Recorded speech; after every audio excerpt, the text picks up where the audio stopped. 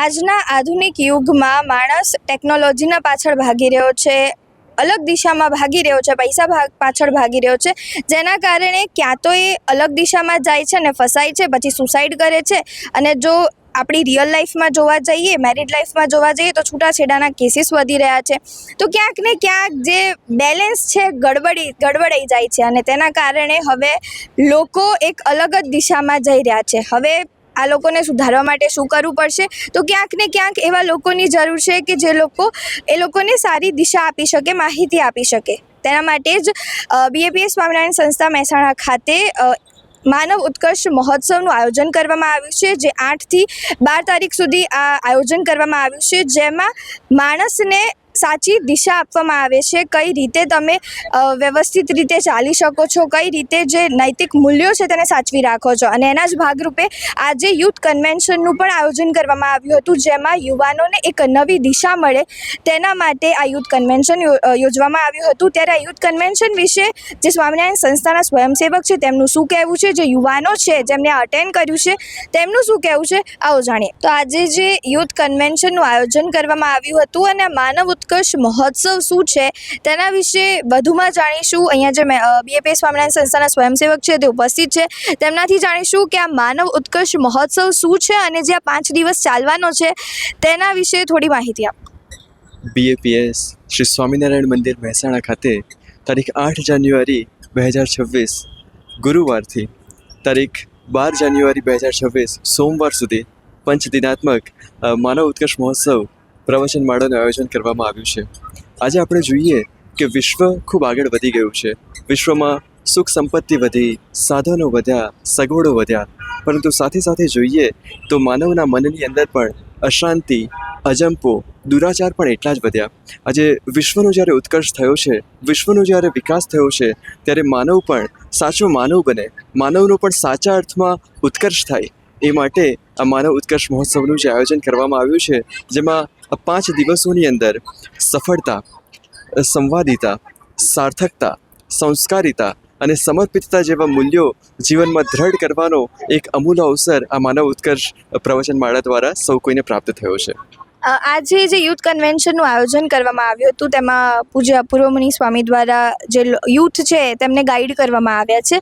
ત્યારે youth convention યોજવા પાછળનું મુખ્ય કારણ શું હતું?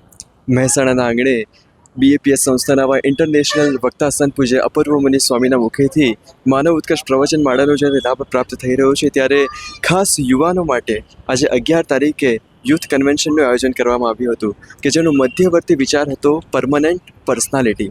આજે આપણે જોઈએ તો સૌ કોઈને પર્સનાલિટી બનાવી છે, પણ સાચી પર્સનાલિટી કઈ? તો એ જ મધ્યવર્તી વિચાર સાથે આજે જે યુથ કન્વેન્શનનું આયોજન કરવામાં આવ્યું હતું, જેની અંદર સાચી પર્સનાલિટીમાં કે મૂલ્યનિષ્ઠ જીવન બનાવવું, સંસ્કારી જીવન બનાવવું અને જીવનની અંદર spirituality, purity, honesty, creativity, positivity વગેરે જેવા અનેક આયામો જો આપણા જીવનની અંદર દ્રઢ હોય તો એવું મૂલ્યનિષ્ઠ જીવન એ જ સાચી પર્સનાલિટી છે. એ સંદેશ આજે સૌ કોઈને મળ્યો.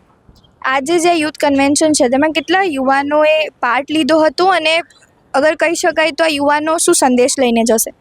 હા, જે પ્રમાણે કીધું એમ કે સાચી પર્સનાલિટી એટલે મૂલ્યનિષ્ઠ જીવન, સંસ્કારયુક્ત જીવન, એ જ સંદેશ આજે સૌ કોઈએ પ્રાપ્ત કર્યો. અને આ યુથ કન્વેન્શનની અંદર 1000થી વધારે યુવા યુવતીઓએ આ યુથ કન્વેન્શનનો લાભ આજે પ્રાપ્ત કર્યો. આવા યુથ કન્વેન્શન અલગ અલગ જગ્યાએ થતા હોય છે, પરંતુ મેઇન વસ્તુ છે કે યુવાનોને સાચી દિશા આપવી, જે ક્યાંક ને ક્યાંક બધા નથી કરી શકતા. તો એવું કોઈ પ્લેટફોર્મ હોય કે જેનાથી જ્યાં યુવાઓ આવી શકે અને યુવાનો વધારે આવી જે પર્સનાલિટી ડેવલપમેન્ટ છે અથવા તો તેમના જે અલગ અલગ નૈતિક મૂલ્યો છે તે શીખી શકે, તો એવી કઈ જગ્યા છે કે જ્યાં આગળ આ યુવાનો આવી શકે?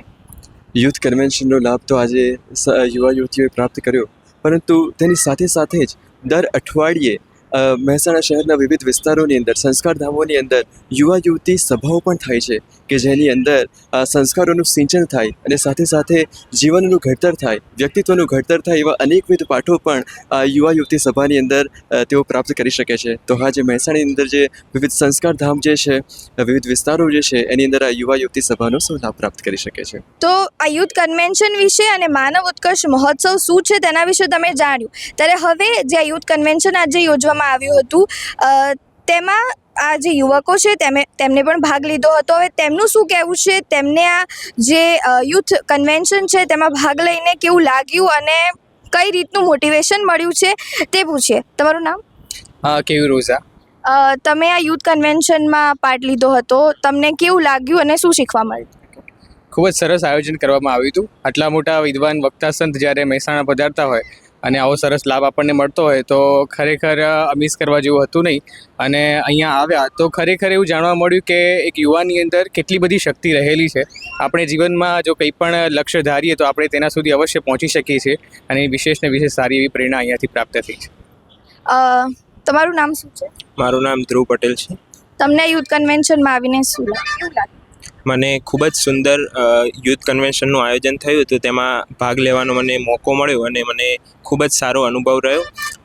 આજના સોશિયલ મીડિયાના યુગમાં જ્યારે પર્સનાલિટીની વાત કરવામાં આવે ત્યારે લુક્સ, લાઇક્સ અને ફોલોઅર્સથી પર્સનાલિટીને માપવાનો બધા લોકો પ્રયત્ન કરતા હોય છે. પરંતુ પૂજ્ય અપૂર્વ મુનિ સ્વામીએ પોતાની રસાળ શૈલીમાં યુવકોને સમજાય તે રીતે તેમણે સમજાવ્યું કે સાચી પર્સનાલિટી, પરમેનન્ટ પર્સનાલિટી એટલે કે પવિત્રતા, સાચી પર્સનાલિટી એટલે ચારિત્ર. આવા ખૂબ સુંદર મૂલ્યોના આધારે તેમને પરમેનન્ટ પર્સનાલિટીની વ્યાખ્યા કરી જે જીવનમાં ખૂબ જ ઉપયોગી થાય તેવી હતી.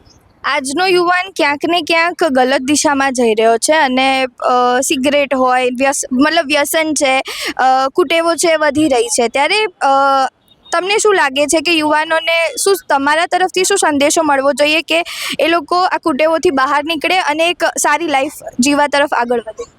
એટલે સ્વામીના પ્રવચનમાંથી વિશેષ તો એ બાબતે જાણવા મળ્યું કે એ બધા જે દૂષણો એ બધા છે એ ખરેખર આપણા માટે છે નહીં.